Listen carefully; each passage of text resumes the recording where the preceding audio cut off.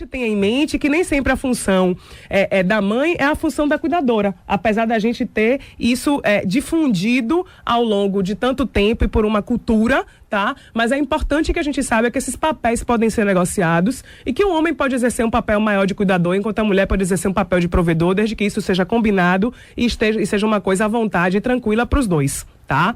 Então, assim, eu vou começar com o Dr. Gervásio, que está estreando no programa hoje. Então eu vou passar o microfone primeiro para ele e vou perguntar, Dr. Gervásio, o que é que o senhor acha da guarda compartilhada? Acha que é importante ter? E em que é que isso impacta, sobretudo na questão do ponto de vista da criança e do adolescente com essas necessidades? Porque o IBGE aponta que existem 20 milhões de filhos, crianças e adolescentes que têm pais separados e que 16 milhões, olha que número grande, gente, são vítimas de alienação parental. Ok. Vamos lá. Mayara, é uma situação super delicada e eu fico sensibilizado de estar respondendo de primeira mão essa questão tão profunda. Olha só, a princípio, a criação compartilhada, a princípio ela é a básica. A criação sempre precisou ser compartilhada desde o início dos tempos. Tá. Então os filhos, tanto não importa o gênero, necessita do compartilhamento tanto do pai como da mãe para uma boa estrutura da sua personalidade, do seu jeito de ser e do seu futuro. Infelizmente, a lei necessitou entrar com esse recurso para facilitar aqueles quadros em que esse compartilhamento não estava acontecendo, estava gerando um problema muito maior na personalidade desses filhos e que realmente foi necessário se cuide disso. Tem alguns aspectos que é importante sinalizar, como quando esse compartilhamento ele é realmente, além de ser determinado pela lei, ocorre um problema nenhum dos pais ou nos dois, sim, complicando ainda essa relação, esse compartilhamento de uma forma saudável, suave, psicologicamente aceitável. Mas eu acredito que foi um conserto, foi uma ajuda grande para aqueles casos onde o compartilhamento não estava sendo possível. Agora, é importante se frisar que por trás desse compartilhamento por lei, os pais possam evoluírem para que esse compartilhamento volte a ser, ou passe a ser, o mais humano possível, o mais social possível e o mais educadamente possível. Eu sempre recomendo aos pais que passam pelo meu contexto, que nos caminhamos juntos, que buscam a minha ajuda, que nas dificuldades sejam no mínimo civilizados, porque os filhos precisam de pai e mãe o mais harmonizado possível, mesmo que eles não estejam relativamente bem. Acaba-se o casamento, a família pode ser modificada, mas a paternidade jamais poderá ser alterada, sob pena de sérios problemas na personalidade, no jeito de ser desse ser humano. E, infelizmente, nós estamos vivendo uma crise de paternidade, uma crise de falta de pai, pelo quão é significativo a presença do pai na estruturação da família desde a gestação. Então, quando esse pai já se programa para ser pai, a partir daí começa o básico ou a base de um desenvolvimento saudável. Aí ele passa a ser cuidadoso com a mãe, passa a ser cuidadoso com a gestação, passa a ser cuidadoso com esse filho à medida que vai nascendo, e o futuro desse ser humano é totalmente diferente. Infelizmente, muitos fatores existem, nós sabemos, e que quando as coisas estavam complicando e que isso não poderia acontecer, os conflitos de toda ordem, a lei entrou dando um respaldo. E eu espero que a lei possa simplesmente ajudar também no nível de consciência desses pais que estão com conflitos, para que as coisas possam ser amenizadas. Torço por isso.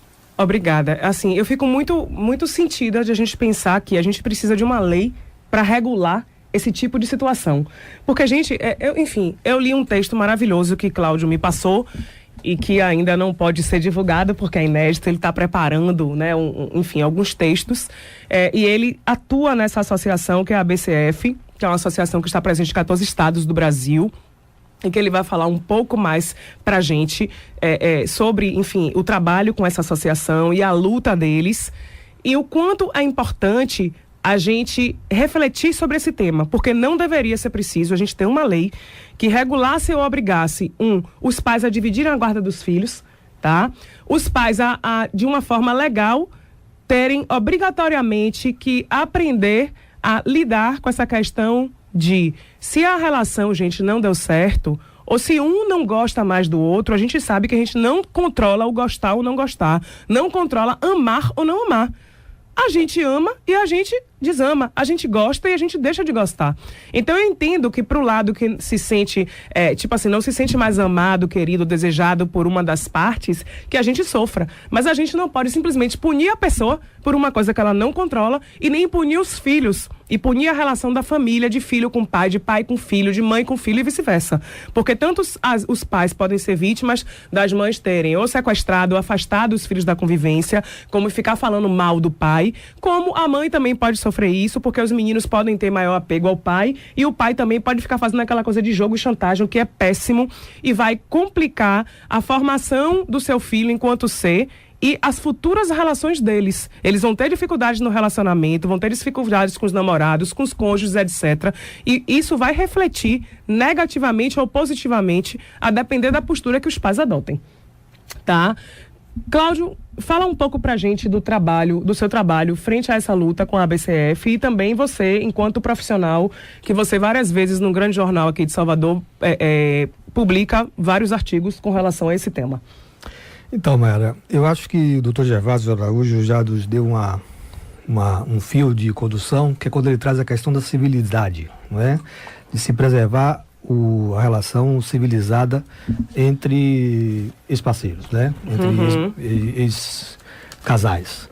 Que os filhos são para sempre, o laço conjugal ele se dissolve, mas o laço parental ele persiste, não é? E ultrapassa, inclusive, até a própria vida biológica de cada um, na medida que o nome ele continua, né? O nome do pai continua. Bom, o nosso trabalho na Associação Brasileira Criança Feliz, nós somos representantes aqui dessa instituição na Bahia, é uma dentre inúmeras ONGs que trabalham no combate à alienação parental e na promoção da guarda compartilhada, não é? Com esse objetivo de levar informação, discutir, debater com a sociedade, com os poderes constituídos, no sentido de poder informar, que a nossa primeira grande arma é levar essa informação, não é? Chamar a atenção e, inclusive, receber demandas desses pais e mães que sofrem com o problema da alienação parental e com as dificuldades pós-separação. Eu costumo dizer que quem ama, compartilha. Então, quando você coloca aqui, é triste que precise de uma lei para se trabalhar com os pais no sentido de amar os filhos, porque o grande problema é o seguinte: quando existe o Instituto da Alienação Parental, a criança passa por uma situação de orfandade, não é? E orfandade de pai e mãe, porque o pai ou a mãe que aliena, ele se demite do lugar de pai e mãe enquanto cuidador e responsável daquele filho. E o pai ou mãe alienado, ele é morto em vida. É uma morte que é inventada sobre um dos genitores. Então, a criança fica numa situação em que os pais, a paternidade e a maternidade, ela fica em surces, e os pais ficam na condição de genitores, se encerram na condição biológica, e a condição biológica não é o suficiente para engendrar filiação. É preciso adoção de pai e de mãe. E quando a dor da separação, ou seja, o resto do amor que fica de um laço conjugal, ele se torna ódio, e os filhos são usados como escudo humano, eles são utilizados como arma e como massa de manobra para atingir o ex-companheiro ou a ex-companheira, você tem uma situação que é das mais dilacerantes, porque se faltar harmonia, tem que ficar no mínimo civilidade na relação entre os casais. Porque o que o filho precisa, ele não precisa, não necessariamente nem de um pai e mãe que vivam de forma harmônica, mas que sejam civilizados, preservando a diferença de lugares que é de pai e de mãe. Gostei. Quando não houver harmonia, pelo menos tem que haver civilidade e respeito. Em continuidade com o que o Dr. Gervásio colocou. Sim, concordo, porque assim, a gente não sabe em que condições essas relações se deram e terminaram, tá? Pode ter acontecido desrespeito de diversas formas, um lado pode ter se sentido lesado, então assim, não dá nem pra gente analisar qual a dor que o outro sentiu, a depender de como essa separação se deu.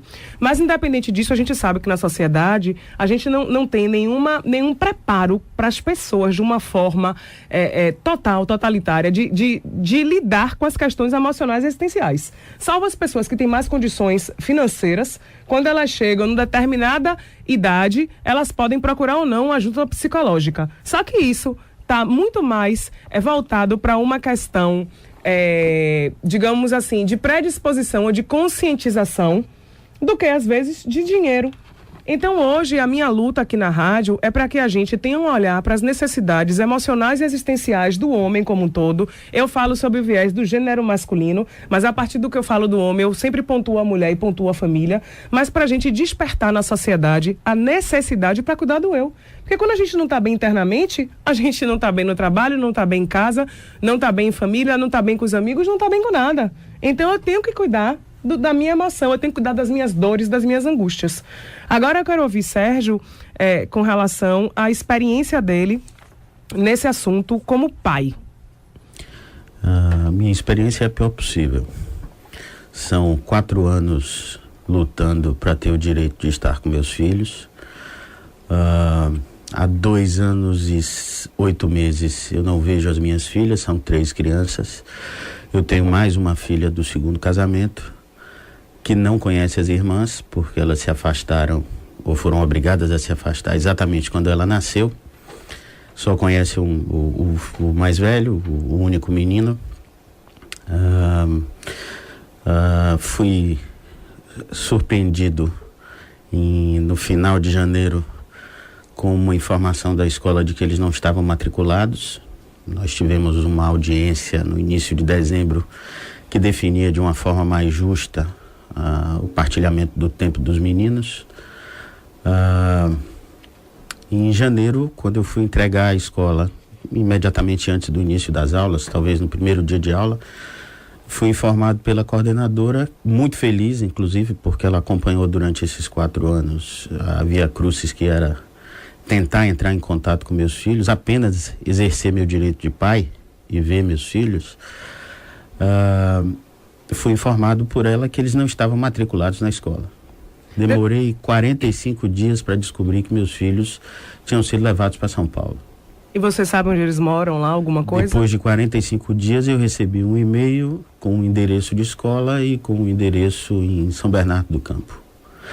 Vi meu filho há coisa de 1 semana atrás, 2 semanas atrás, quando ele veio passar metade das férias comigo. As meninas não quiseram me ver. E a informação que ele me passa é que o que é dito para elas é que eu só me importo com ele e com a mais nova. E não me importo com elas duas. Qual a idade dele, Sérgio? Ele tem 11. E as meninas? A do meio fez 10 anos no dia 27 de julho. E a mais nova desse casamento tem 8 anos. Vai fazer 9 agora em agosto. Então, o menino quis ficar com você e as meninas não quiseram. O menino quer ficar comigo, mas não é ouvido. Tem alguns problemas de relacionamento com a mãe. Já me perguntou quando eu era mais novo se podia trocar de mãe. Já perguntou por que a minha nova esposa não pode ser a mãe dele. E ele quer ficar comigo, mas não foi ouvido, não houve facilitação. Eu estou no 13º advogado, Mayara, só para você ter uma ideia das dificuldades que eu estou enfrentando. Tá. Ai, gente, que questão delicada. Tem poucas vezes aqui no programa, tem pontos, assim, a gente traz muitas questões que são importantes, mas tem questões que são delicadas de lidar. Eu vou passar a palavra para o senhor, doutor Gervásio, mas antes, Lola Laborda coloca aqui: parabéns, Mayara Liberato, pela colocação de tema tão delicado e necessário na nossa sociedade. Antes de passar para o doutor Gervásio, gente, olha que os pais, às vezes, por inaptidão, mas às vezes por dor e não saber lidar com as suas questões, fazem. Vocês já imaginaram que é para uma criança ouvir que o seu pai ou a sua mãe não liga para ela ou não gosta, às vezes por uma dor nossa? Imaginem o seguinte: a gente nasce, as nossas principais referências são nossos pais. A gente se mira em mãe e pai, e geralmente se fala que mãe e pai têm um amor incondicional pelos filhos. Se você imagina que nem o seu pai ou a sua mãe, pelo que você ouve, gostam de você ou amam você, a mensagem que fica é: eu não sirvo. Se o meu pai ou a minha mãe não ligam para mim ou não me valorizam, quem vai me valorizar? Então, pais e mães, por favor, se atentem. Porque, para mim, isso é uma violência psicológica. E é uma das principais... A violência psicológica, a meu ver, é pior do que a violência física, tá? E eu acho que aqui é um momento de reflexão e também de apelo para pais e mães, independente das dores que vocês estejam enfrentando com separação, independente do desrespeito que vocês tenham passado pelo seu parceiro, pelo seu ex, seja ele homem ou mulher, não envolvam os seus filhos nisso, porque vocês vão estar multiplicando essa dor e levando a dor para eles pro resto da vida, por vocês não saberem lidar com a dor de vocês. Vai lá, doutor Gervásio. É uma situação delicada, o exemplo que o nosso companheiro traz, e infelizmente no meu dia a dia profissional há mais de 35 anos, essa é uma situação comum e altamente destrutiva, altamente complicadora do desenvolvimento da personalidade de um ser humano. Uma criança, tanto menino quanto menina, ela tem uma necessidade imperiosa de ter pai e mãe. A criança, quando nasce, ela já nasce com uma sabedoria natural, uma sabedoria divina de que o pai e a mãe vai cuidar deles, vai lhe dar amor, carinho, proteção, tudo que é necessário para o seu desenvolvimento. Quando ocorre situação desse tipo, onde a mãe dificulta a aproximação desse pai desde o início ou em qualquer momento da vida, o peso maior é abaixo dos 7 anos. Mas se processa durante toda a adolescência e até a vida adulta. Infelizmente, nenhuma criança, nenhum adolescente fica sem nenhuma dificuldade por conta disso. A mãe precisa entender que o pai é parte importante na formação da estrutura da personalidade da criança. Nós temos um cérebro dividido grosseiramente em 2 hemisférios, e um hemisfério tem todas as gravações que vieram do pai, o outro hemisfério que veio da mãe, e é nesse conjunto que se estrutura uma forma adequada de viver. Então, quando uma criança fica impedida de ter o contato com o pai, principalmente por uma imperiosidade da mãe, por uma dificuldade da personalidade da mãe, e que faz essa sabotagem nesse nível, isso fica um dano, infelizmente, com uma dificuldade enorme de ser reparado no futuro. Lacan cita uma situação interessante que ele chama de forclusão do pai. É quando a mãe cria situações de abolir o pai, a presença do pai, o contexto do pai, a aproximação do pai, de qualquer nível com esse filho. E isso deixa danos sérios.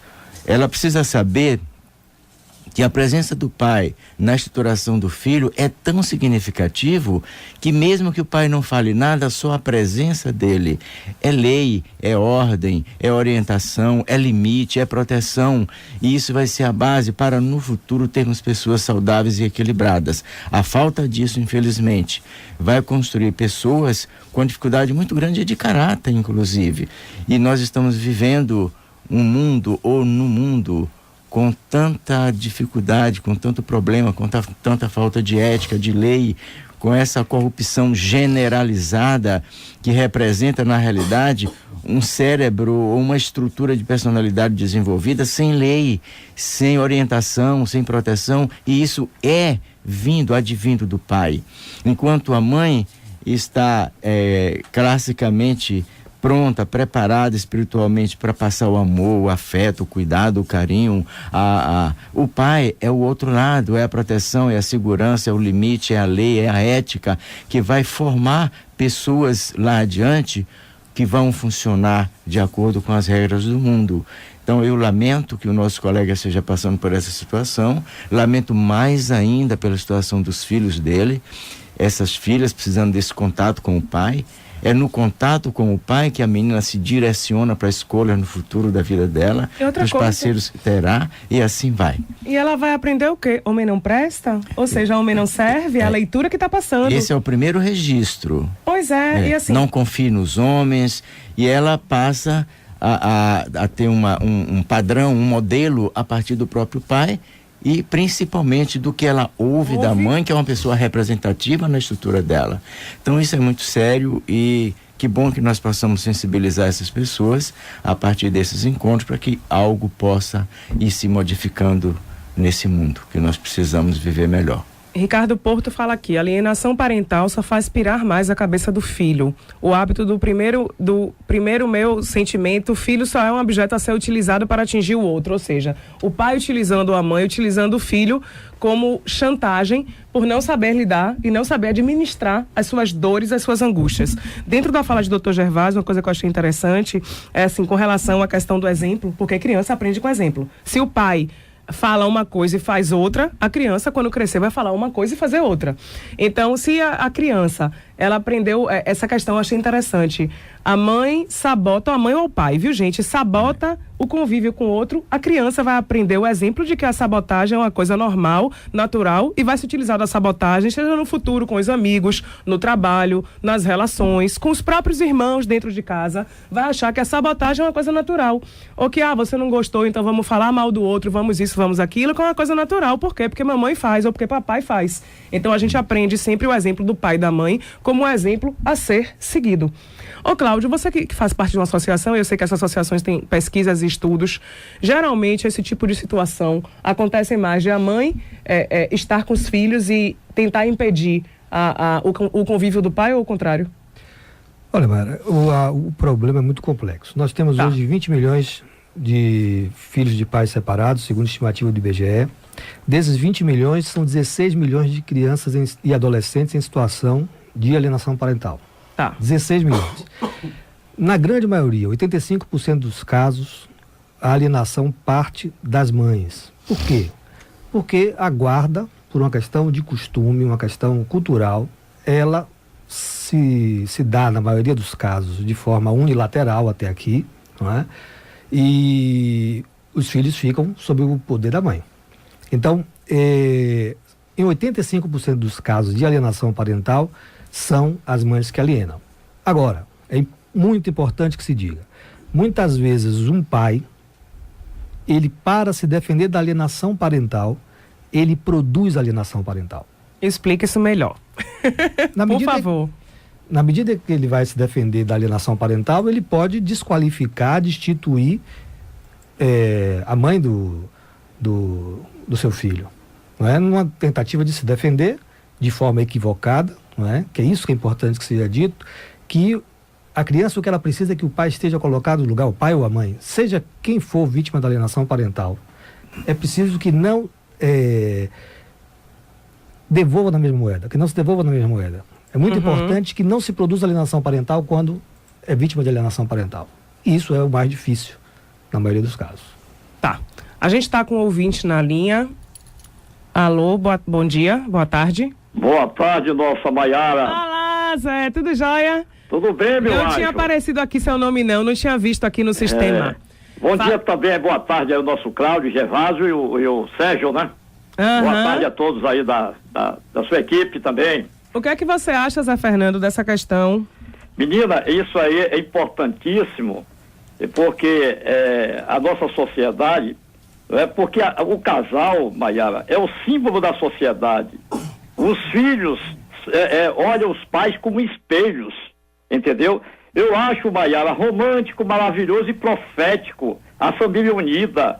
A família é o símbolo da sociedade. E os nossos filhos jovens, casais, devem pensar bastante quando imaginar em ter um filho, porque a responsabilidade material e espiritual é até o fim da vida.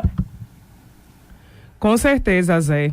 Obrigada. A gente vai ter que ir para o intervalo, o tempo passa muito rápido. Nossos números 3505-5000, 3505-5000.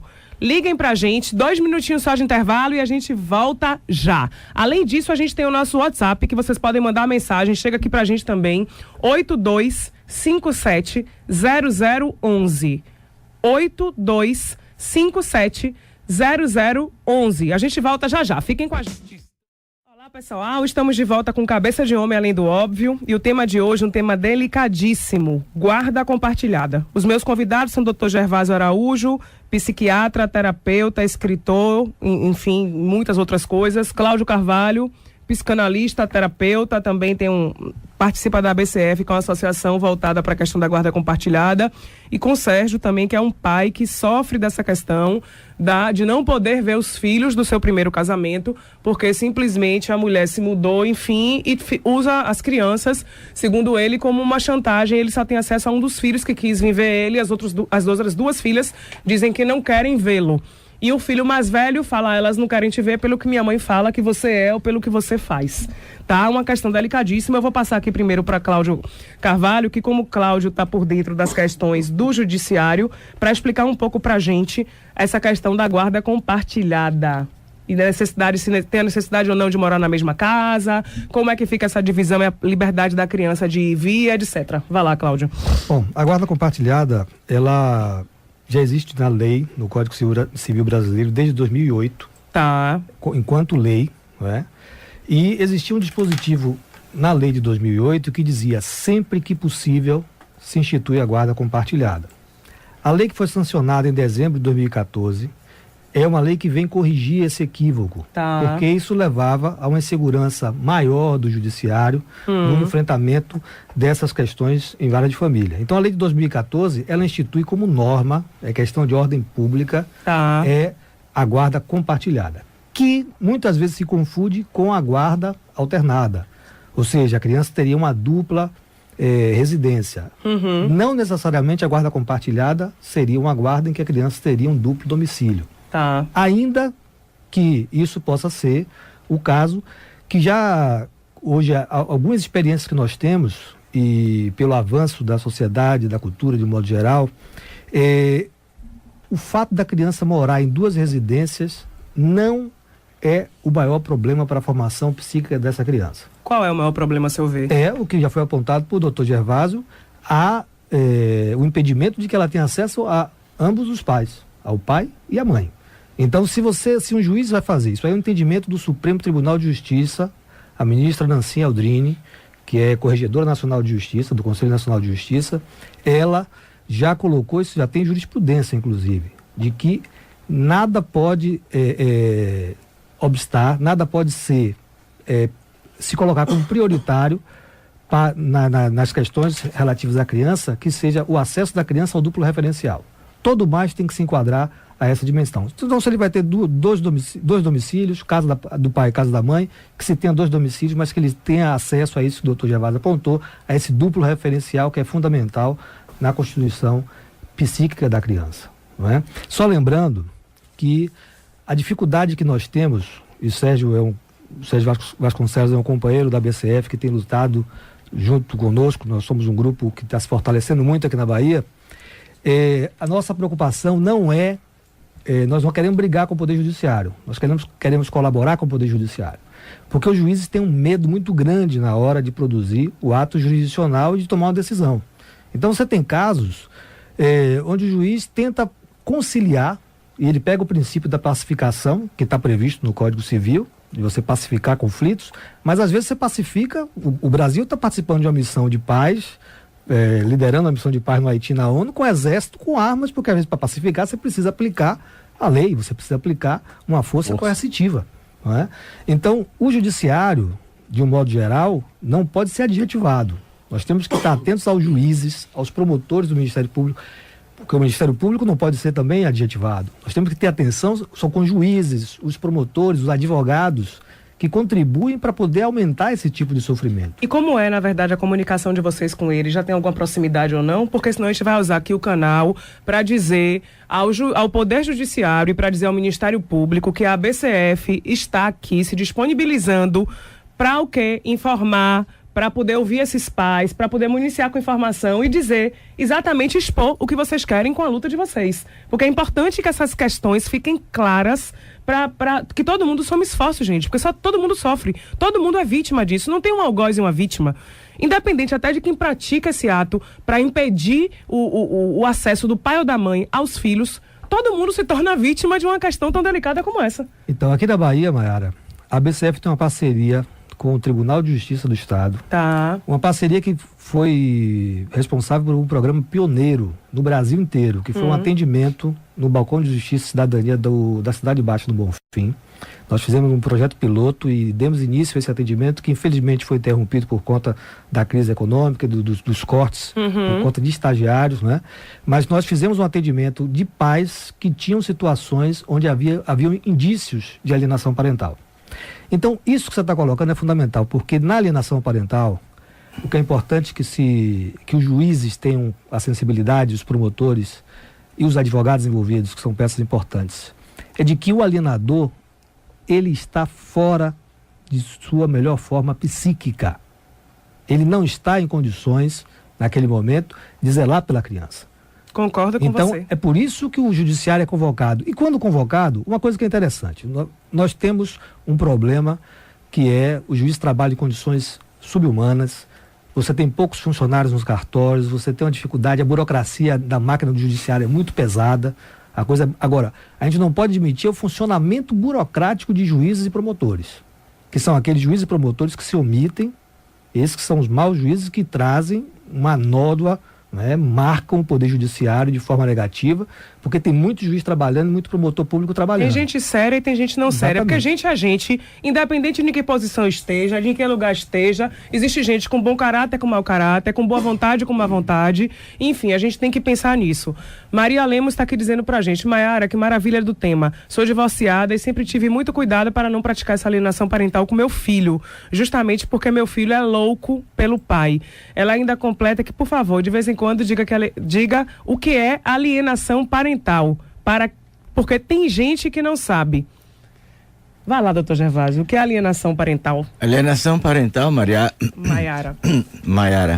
é uma dificuldade seríssima quando um dos dois, quando a mãe faz todos os jogos, faz todos as jogadas mesmo para evitar que o pai se aproxime desse filho e vice-versa, não sabendo ela que é uma situação altamente destrutiva do ponto de vista do desenvolvimento emocional dessas crianças.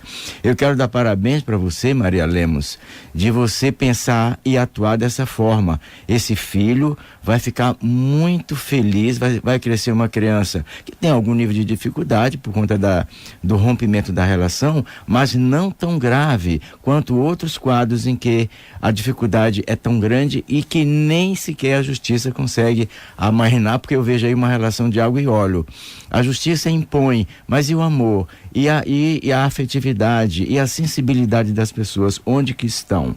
As crianças, quando é negada a presença do pai, ela fica perdida, ela tem uma dificuldade muito grande. O pai faz parte da existência dela. Então, a alienação é essa dificuldade imposta da mãe para que o pai não se apresente. Quando o pai decide isso, quando é uma situação do pai, por uma questão da dificuldade psicológicas e emocionais dele, a responsabilidade é total dele. Quando é a mãe quem pede, a responsabilidade é total dela.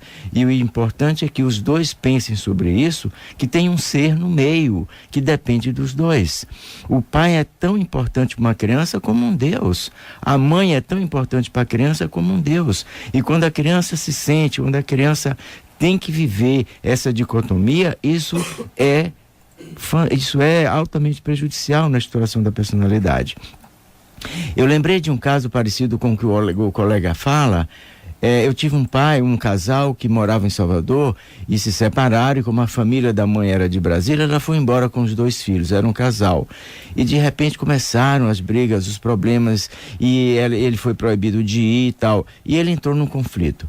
E à medida que ele me procurou, nós estudamos todos os detalhes, e eu disse para ele: rapaz, faça a ponte aérea, vá ver seus filhos todo dia na saída da escola, na entrada na escola, num dia de domingo, até que a lei decida o que você vai fazer. Enquanto isso, vá adiantando sua parte, vá ver seus filhos, que o que mais eles precisam não é o que está acontecendo entre você e a mãe dele, não é a questão de bens, não é a questão material que eles precisam, mas é ele ver e sentir que você está acompanhando eles. No final de um ano, mais ou menos, as coisas se resolveram, e ele já não tinha perdido, não tinha acontecido a dicotomia, e melhoraram, e hoje os filhos vêm, a filha vem, o filho vai, e as coisas melhoraram. Então, pais que estão sendo impedidos de ver seus filhos, não espere que a lei decida. Vá ver seus filhos, que eles têm condição de optar por você e melhorar muito o desenvolvimento deles. A sociedade brasileira, gente, se acostumou com a ideia de que a mulher que é responsável pela educação do filho, seja formal ou emocional. Porque geralmente é a mulher que leva na escola, que toma lição de casa, enquanto o pai cabe o papel de provedor. Apesar de no campo da ideologia e na prática digamos assim, no campo das ideias, a gente ter avançado na questão do discurso, na prática, mesmo o casal ainda trabalhando fora de casa, geralmente fica com a mulher essa questão do cuidado, ou a própria mulher, por um costume, toma para si.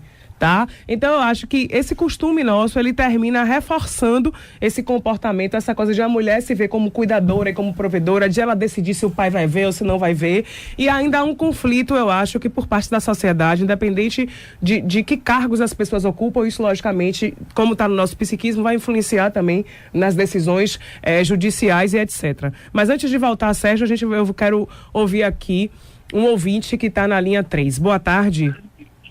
Boa tarde, Maiara, tudo bom? Tudo jóia? Tudo, meu filho. E aí, me diga. Tudo. Eu queria parabenizar o doutor Cláudio, ele foi nosso parceiro no Tribunal de Justiça, e sei a dedicação que ele tem em sempre estar levantando essa tese da alienação parental, que ele é mesmo e comprovadamente uma vítima dessa alienação que ele vem sofrendo, e também se dispõe a ajudar a todos que nos procuraram lá no balcão de justiça, e ele fez um ótimo trabalho e queria parabenizá-lo, porque ele ainda continua nessa luta incansável. Eu sei que é doloroso para os pais, para as mães, para os avós, que a alienação parental também se estende aos avós. Então, eu só queria falar e parabenizar o doutor Cláudio por isso. Que bom ter esse Obrigado, feedback. Valquimar. Vá lá, Sérgio, quero que você fale um pouquinho assim, que coloque a questão, não só da questão da dor mesmo, porque assim, gente, não tem lei e não tem justiça que seja capaz de sanar as dores na alma de uma pessoa, nem do pai, nem das crianças. Então, o que eu chamo a atenção aqui agora são para as feridas nas almas, para as dores que vão ficar em cada indivíduo desse, criança que vai repercutir no seu desenvolvimento enquanto indivíduo, enquanto ser e futuro, e nos pais e nas mães que são vítimas eu acho que do destempero, do desequilíbrio e desarmonia interna do outro, de não saber lidar com a dor da separação e usar os filhos como uma arma de chantagem para poder, enfim, ferir o outro. Mas as principais vítimas são seus próprios filhos. E aí eu pergunto, você pai ou você mãe, você realmente ama seu filho? Você está preocupado com o desenvolvimento dele? Você está preocupado com o que é bom para ele? Ou nesse momento você só está olhando o seu lado e está achando a sua dor maior do que tudo e acha que em nome da sua dor você deve usar seus filhos para ferir o outro lado? Então eu chamo a atenção para isso. Rapidinho, vai lá, Sérgio.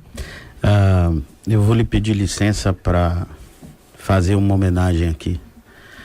A pessoa que nos uniu, que nos identificou como vítimas de alienação e nos propôs uma saída, ou pelo menos propôs que nós formássemos a associação aqui na Bahia, para que a gente tentasse representar um contraponto ao que de fato acontece regularmente em situações como essa, porque se a gente fala em 20 milhões de separados, 16 milhões são vítimas, é uma questão de número, não dá para dizer o contrário. A imensa maioria é vítima de alienação, que é o doutor Everaldo Queiroz, que já não está mais entre nós. É um excelente exemplo disso que você acabou de me perguntar, Maiara. Everaldo teve o filho raptado pela mãe e passou 8 anos sem ver o filho, desesperado, procurando em todos os lugares, contratou investigadores, foi à polícia, paralelamente a isso tentou injunções em relação à justiça e todas foram infrutíferas. E quando ele começou essa cruzada da ABCF, nos recrutou e a gente começou a implementar algumas atividades em conjunto. Inclusive ele é uma das cabeças, junto com o Cláudio, que idealizou essa questão do balcão de justiça e essa proposta de ajudar as pessoas mais carentes e tal, para deixar claro que isso não é só uma intenção de resolver o nosso problema, talvez uma coisa que perpassa a nossa situação. Everaldo, depois de 8 anos, conseguiu a guarda do filho. Nesses 8 anos, Everaldo venceu 2 cânceres, um de rim e outro de intestino. E na semana em que ia sair o documento que regularizaria a busca e apreensão do filho de Everaldo, Everaldo morreu, sem ver o filho.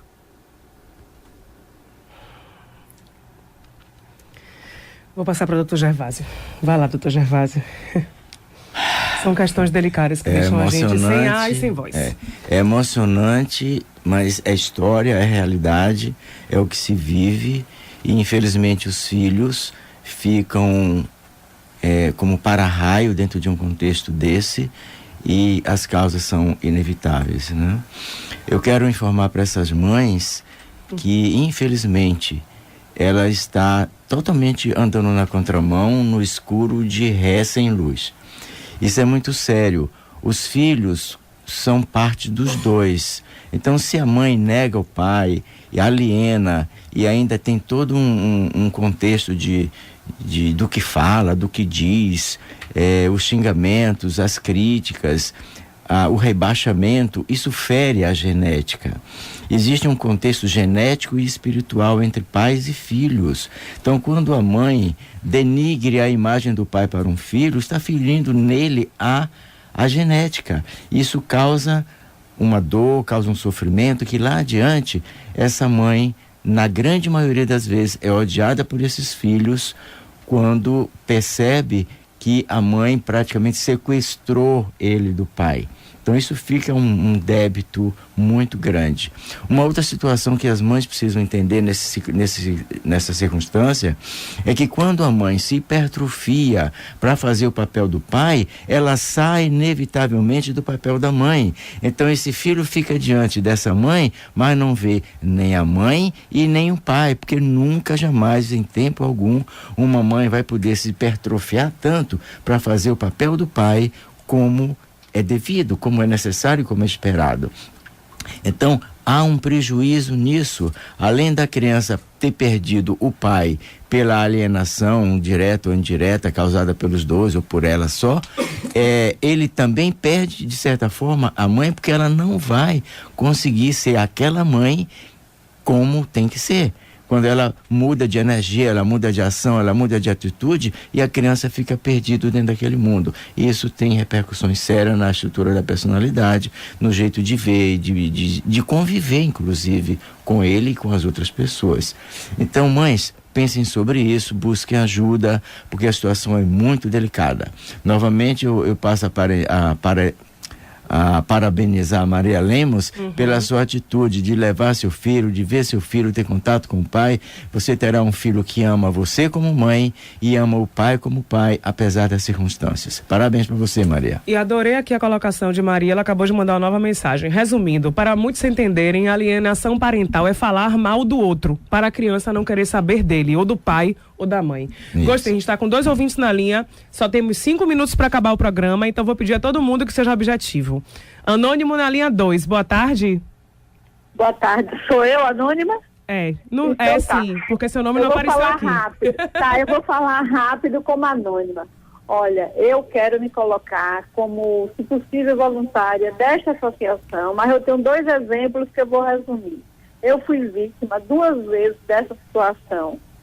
E assim, eu com 7 anos, eu que procurei meu pai, com muito sacrifício, e achei a família dele. Até hoje eu amo minha boa-drasta, e é uma maravilha. Depois casei, muito novinha, aconteceu meu esposo desaparecer, eu uni meus filhos com a família dele, mesmo distante, porque ele era desaparecido de tudo. Criei, são 2 homens, mas eu sinto que a falta é muito grande. Hoje eu sou psicóloga, e se tiver como eu ser voluntária desta associação, faço com muito amor, pode pegar meu contato. Um beijo. Faça assim, entre no Facebook, na minha página Maiara Liberato, e procure lá Cláudio Carvalho. Porque aí vocês entram em contato. Bom, e quero falar agora com o José Silva na linha 3. Olá, Zé. Alô. Tudo jóia? Bom dia. Tudo bem. Diga. Eu gostaria de elogiar esse tema. Muito importante mesmo. Tá? Eu sou avô de 5 netos maravilhosos, bem criados. Graças a Deus, os pais souberam direcionar, não é? E a convivência entre eles. Entre eles, sim, várias famílias. Mas a minha ligação é rápida. Abaixa o rádio aí, Zé, rapidinho. Você tá falando e ouvindo o rádio. Abaixa pra gente te ouvir melhor, que tá reverberando. Ok, melhorou? Melhorou, tá ótimo agora. Tá bom, valeu. Então é isso, eu estou ligando com a intenção de elogiar, porque realmente merece uma atenção maior dos pais, não é? Seja pai, seja mãe, para que os filhos tenham uma direção. Muito obrigada pela sua participação. A gente está chegando ao fim, então eu vou pedir ao Dr. Gervásio que dê sua última mensagem e que se despeça do pessoal. Você vai ficar por último, viu, Sérgio? Ok, eu quero agradecer essa oportunidade de poder estar trocando essas ideias com vocês e quero sugerir a você, papai, a você, mamãe, que acima de tudo coloque seus filhos sob qualquer pretexto na sua intenção e no seu tempo. Não se preocupe com as coisas materiais que isso passam. Nenhuma criança morre de fome, mas morre de amor, morre de sentimentos profundos pela falta de um dos dois. E que bom que mesmo que vocês estejam separados, mas cuidem dos seus filhos com mais amor e mais carinho. Torço por vocês. E muito obrigado pela oportunidade, Maiara. Estou à disposição para novos encontros, se necessário for. Antes de passar para Cláudio, Lula Laborda está dizendo aqui: parabéns a Cláudio pela BCF e luta em favor das vítimas de alienação parental, o que seria minimizado pela adoção da guarda compartilhada. Vá lá, Cláudio. Bom, agradecer a oportunidade, Maiara, e o pioneirismo da Rádio Metrópole em colocar um tema tão relevante como esse à disposição de um debate, de uma discussão com a sociedade, que é isso que a gente precisa. Eu gostaria de deixar aqui o e-mail da BCF. Pode deixar. Né, para quem se interessar, de obter informações, a saber sobre nossos encontros, é a bcfbahia@gmail.com. Gostaria de dizer também que a lei da guarda compartilhada é a lei 13.058 e que na lei ela é clara, didática, com uma preocupação muito pedagógica e que facilita bastante o trabalho dos operadores do direito no entendimento de como proceder nas situações de alienação parental, nessas situações de conflito. A BCF significa o que? Repita: Associação Brasileira Criança Feliz. Criança, né? Feliz. Então a BCF, as iniciais, Bahia, tudo junto, @gmail.com. E também tem o nosso site, né, que é a Associação Brasileira Criança Feliz. Pode colocar no Google a BCF, que lá vocês vão encontrar um material com muitos artigos, com informações, entrevistas. É um site rico e muito elucidativo das questões ligadas à alienação parental e à guarda compartilhada. Sérgio, vou pedir a você que, enfim, o que é que você gostaria de falar para sua esposa e para suas filhas que você não tem contato? Para minha ex-mulher, nada. Minhas filhas não estão na Bahia, não vão ter oportunidade de ouvir o que eu tenho a dizer. Eu prefiro dizer pessoalmente para elas. Eu queria só fazer uma complementação em relação ao que nós discutimos aqui. Se não houver um comprometimento do judiciário, se não houver um comprometimento de advogados e juízes, o mesmo comprometimento que a gente vê quando alguém atrasa a pensão, a mesma celeridade em promover, no mínimo, a investigação do que está sendo feito com aquelas crianças, a gente não coíbe as atitudes. Uhum. Isso é fundamental. E você, como um pai vítima dessa alienação, você quer ter contato e não tem? Qual o seu sentimento? Isso compromete a vida da gente, inclusive porque impede a gente de continuar vivendo. A gente fica o tempo inteiro olhando para o retrovisor, tentando corrigir, compromete a vida da nova família que a gente forma, atrapalha de forma... a minha atual esposa é uma heroína, porque me suporta e me tolera há 4 anos, nós estamos juntos, e me suporta e me tolera de forma estoica. Sem ela eu não teria metade da força que tenho para lutar pelo que luto. Inclusive me puxa a orelha de vez em quando. Tá. Bom, gente, eu gostaria de agradecer a presença de todos. A gente está chegando ao final. Só peço aos pais que reflitam sobre as suas posturas e atitudes e que tentem deixar seus filhos fora disso. Porque nessa luta entre os dois, ou guerra, sei lá como é que se chama, não há vencedores. Todo mundo sai perdendo. Um beijo grande. Semana que vem eu volto. O Cláudio vai estar comigo de novo. E o tema no Dia dos Pais vai ser pai presente e pai ausente. Com certeza, o melhor presente que o seu filho pode receber é estar com o pai. Um beijo. Fui.